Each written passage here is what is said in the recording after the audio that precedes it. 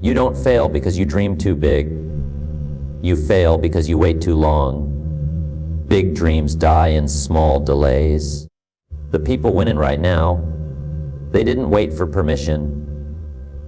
They moved before they felt ready. Most people say they want success, but they live like it's coming later. They think big, but they act small. They wait for confidence, money, or the perfect moment.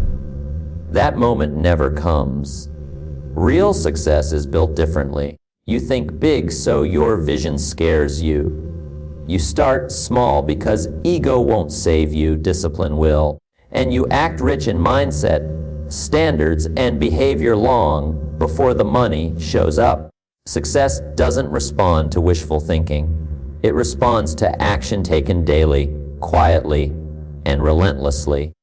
If your habits don't match your goals, your dreams are just entertainment. Today is about aligning how you think, how you start, and how you move. They told you to be realistic. They told you to stay in your lane. They told you to aim for what's possible. But let me tell you something real. Possible is the cage they built to keep you comfortable. You didn't come from where you came from just to think small. You didn't survive what you survived just to blend in. There is something inside you that refuses to accept average. And every time you silence it, you feel that quiet frustration at night. That's not laziness. That's not confusion. That's your spirit saying, this environment is too small for who I'm becoming. Look around you, not to compare, but to understand. Your surroundings shape your expectations. If everyone around you is settling, struggling, surviving, then dreaming big starts to feel foolish. You start shrinking your vision so you don't stand out. You lower your goals so you don't make anyone uncomfortable. And slowly, without realizing it, you trade destiny for approval. But hear this, your environment explains you. It does not define you. Some of the strongest minds were born in the smallest places. Some of the greatest visions came from rooms with no money, no connections, no blueprint. What separated them wasn't luck. It wasn't talent. It was the refusal to let what they saw every day limit what they believed was possible. Thinking big is not arrogance. Thinking big is obedience to your potential.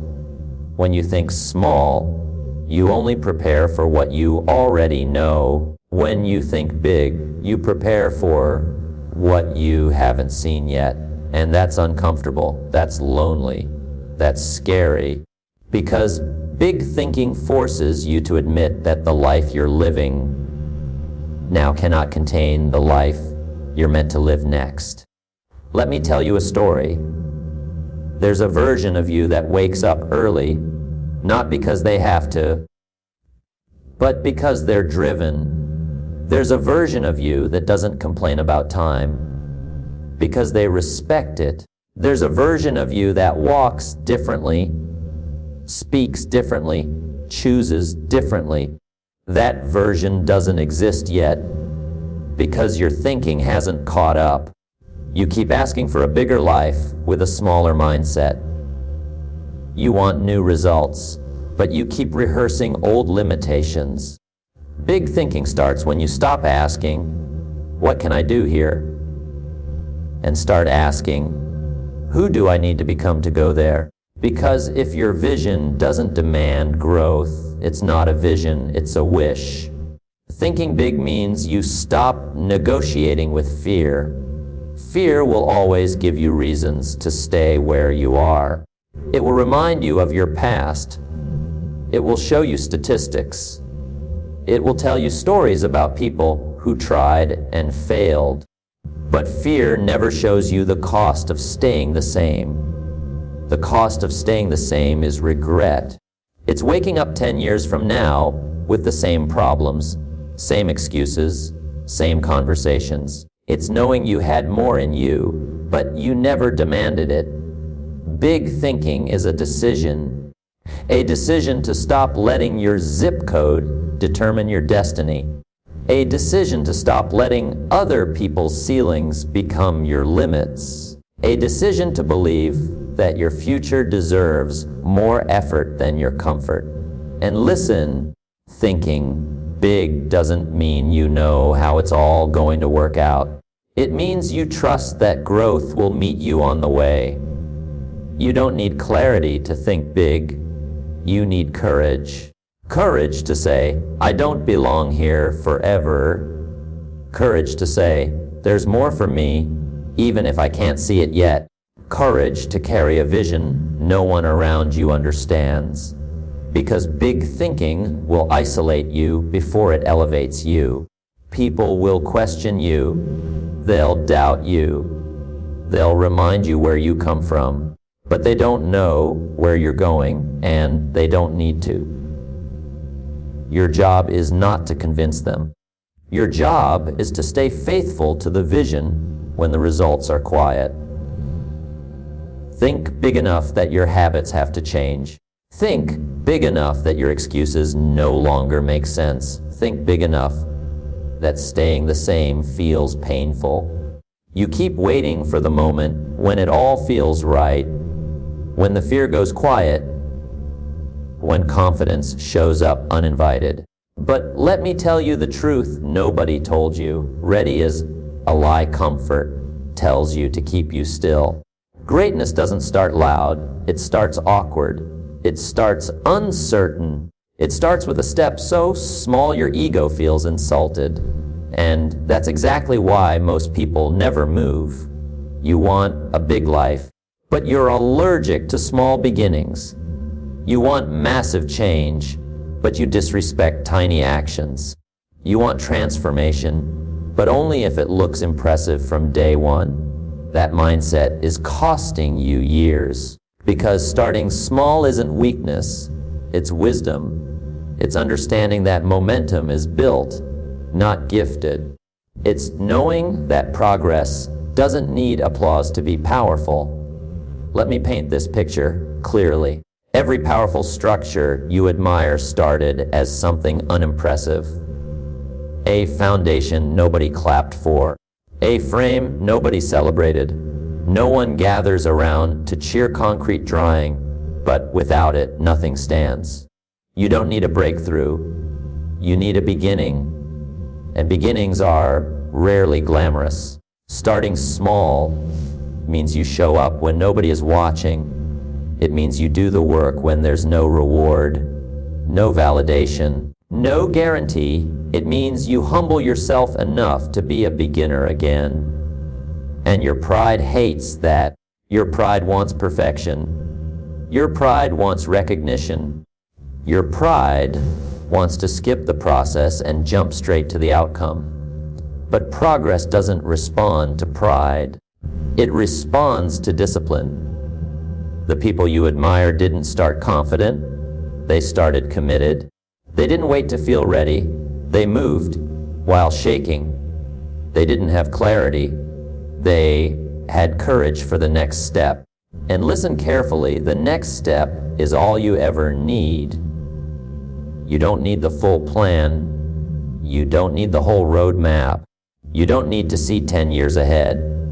You need today handled with intention. That's it. Most people fail not because the goal is too big, but because the first step feels too small to matter. So they delay, they overthink, they keep planning instead of practicing. And planning becomes the prettiest form of procrastination. Let me say this in a way your future will thank you for. Small steps taken daily will always defeat big plans taken never. Every habit you admire started as a decision someone didn't feel like making. Every skill you respect was once clumsy and uncomfortable. Every success story you replay began with someone being bad at something and refusing to quit. You don't skip the small phase, you survive it. Starting small is how you train your mind to keep promises to itself. It's how you build self-trust. It's how you prove quietly that you are who you say you are. Because confidence doesn't come before action. It comes from action. You want belief. Show yourself consistency. You want motivation. Show yourself progress. You want faith. Move even when the outcome isn't visible. There's something powerful that happens when you do small things consistently. Your identity starts to shift. You stop saying, I want to be disciplined, and you start saying, that's just who I am. And once your identity changes, your behavior follows effortlessly. But you'll never get there waiting for a perfect start. Start with 10 minutes. Start with one page. Start with one call. Start with one workout. Start with one decision done right. Don't insult small beginnings. They're training you for bigger responsibility. Because if you can't manage small commitments, you're not ready for massive success. If you can't be trusted with little discipline, big freedom will crush you. This is not about speed.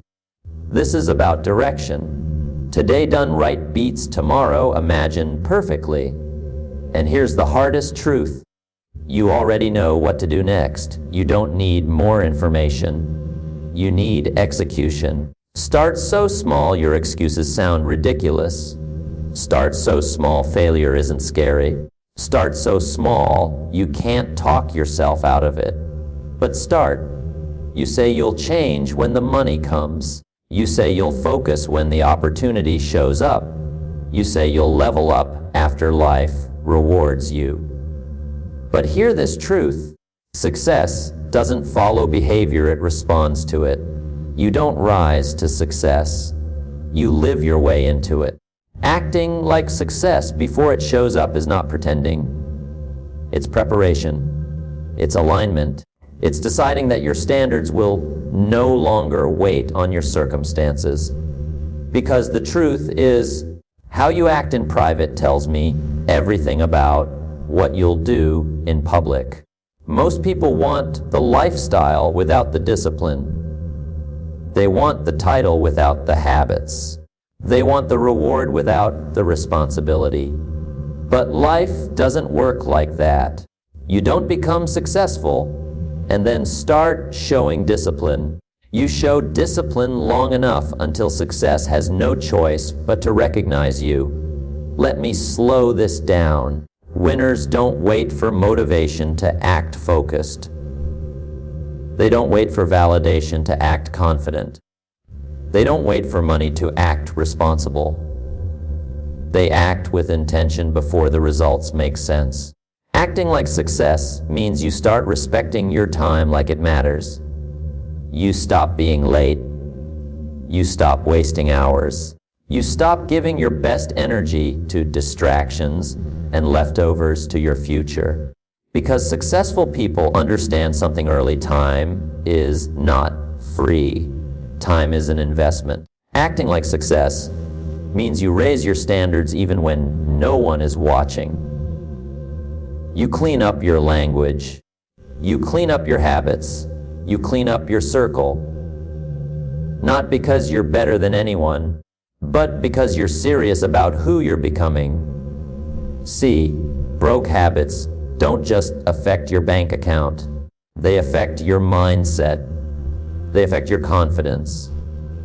They affect how you show up when opportunity finally knocks. You can't live sloppy and expect sharp results. Acting like success means you stop reacting emotionally to every setback. You don't panic when things go quiet. You don't fold when progress is slow. You don't quit when it stops being exciting. Because success is not emotional, it's intentional. Let me tell you something real.